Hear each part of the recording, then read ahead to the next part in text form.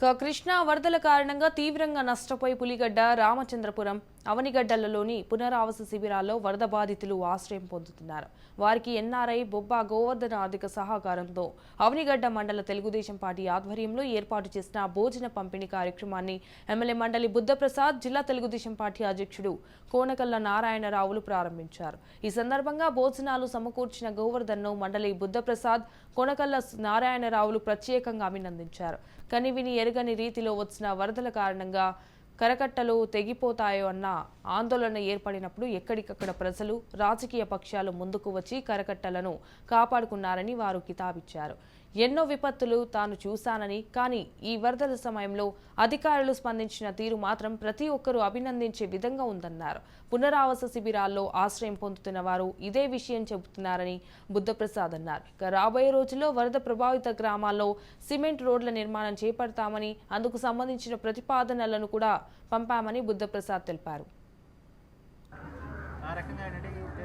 కేవలం స్వచ్ఛంద సంస్థలే కాకుండా రాజకీయ పక్షాలు కూడా తమ దాతృత్వాన్ని చాటుకోవటం, ప్రత్యేకించి పార్టీ కార్యకర్తలందరూ కూడా ఈ విపత్తు సమయంలో అహోరాత్రాలు శ్రమించుకుంటుంది.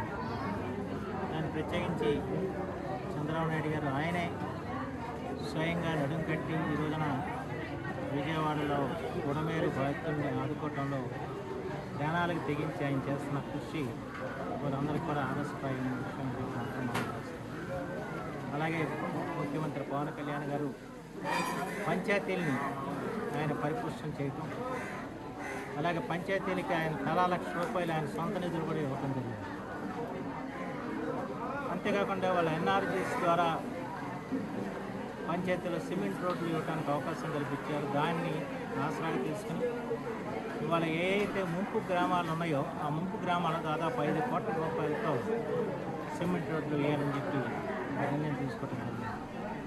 ఎందుకంటే ఇలాంటి విపత్తు వచ్చినప్పుడు అడుగు తీసి అడుగు పెడతాం మనకు కష్టంగా ఉంది గ్రామాలు తిరిగినప్పుడు.